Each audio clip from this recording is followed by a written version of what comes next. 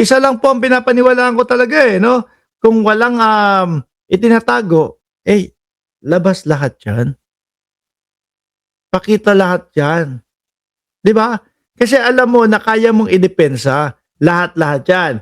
Sabi ni Sir, Jorge, hindi ka nawawala sa focus, Mark Ramos, nagbabasa ng news, nagbibigay ng comment, nagbibigay ng opinyon siguro nasanay na din ho tayo mga kababayan. Ano, biruin mo, ilang taon na po tayong, political vlogger. Nagsimula po ako mag-politics, 2021, kalagitnaan ng taon ng 2021, 'no? Yun po ay, umpisa ng kampanya o eleksyon nung, sa pagkapresidente ni Pangulong Bongbong Marcos. Kaya gano'n po siguro, 'no? Isa pa ho ito mga kababayan, oh, what's in their fear kung ano ang kinatatakot nila na mabuksan yung mga BIR box na mga ganito po, 'di ba? If ako kalaban, ipapahiya ko, oh, by evidence. Pero hindi ho sila gano'n, eh. Iba ho, eh. Ang lagi pong nakikita ng sambayan ng Pilipino, mamamayang Pilipino, sa mga pagkilos at doon sa mga, ginagawa nila, lagi pong paatras, lagi pong palayo, 'no? Kaya sa mga ordinaryong Pilipino, ano po iisipin natin? Natatakot, kinakabahan, walang pangdepensa ang kampo ng Vice Presidente, 'no?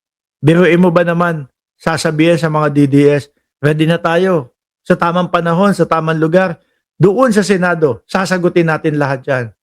Tapos ang sagot mo sa Senado ay ihinto yung impeachment kasi walang sapat na ebidensya. Akala ko maririnig na natin yung kanilang mga ano, eh, yung kanilang mga depensa, eh. Wala pa din pala. O iyayabang mo sa mga DDS na ready sa impeachment. Pero sulat sa Supreme Court, eh, hihingi ka sa saklolo na ipahinto yung impeachment. Kaya lang po, mukhang tuloy na po talaga, 'no? Mukhang wala na pong makapipigil po talaga mga kababayan dito sa impeachment na ito.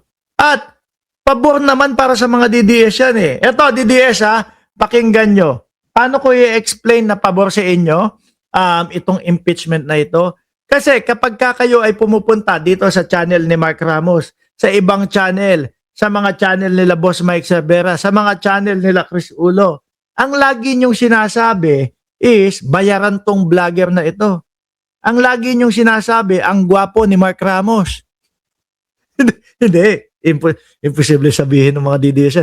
Ang sasabihin ng mga DDS, addict din to o bangag din tong vlogger na ito. Di ba paulit-ulit to? Paano magiging pabor sa inyo mga DDS itong impeachment na ito? Pag narinig ninyo yung depensa ng kampo ng Vice Presidente, ngayon, magkakaroon kayo ng idea. Pagpapasok kayo sa mga channel ng mga vlogger na sumusuporta kay Pangulo, kay Pangulong Bongbong Marcos, kung ano yung sinasabi nyong depensa, yun yung pwede nyo ipambala sa amin. Pero kapag kayong depensa ng Vice Presidente ay hilaw pa din, malambot, malamya, Barbie, kagaya ni Baste, ilalamunin namin ang buhay yan. Di ba? Kasi, tignan nyo, hindi kayo nagsasawa. Piso comment, although piso bayad sa mga comment ninyo, kada isang comment. Pero hindi kayo nagsasawa, bayaran si Mark Ramos. Bawal ito. Hanggang sa naubos na nga kayo dyan, eh. Oh. Dahil nahihiya na kayo, pagod na din kayo siguro magsabi, bayaran si Mark Ramos, bayaran si Mark Ramos. Oh.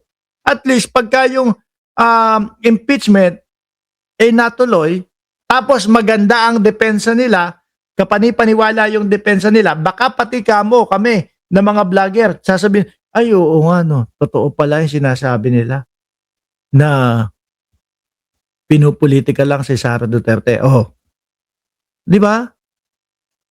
At least, may maisasagot kayo. Baka kami maliwanagan pa pag narinig namin yung mga depensa ng Vice Presidente. Pero hanggat wala po kami naririnig, hanggat nakikita namin na iniiwasan ng kampo ng Vice Presidente ang impeachment, tatatak po sa isip namin mga kababayan na guilty siguro ang Vice Presidente. Kaya puro takbo at paglayo lang.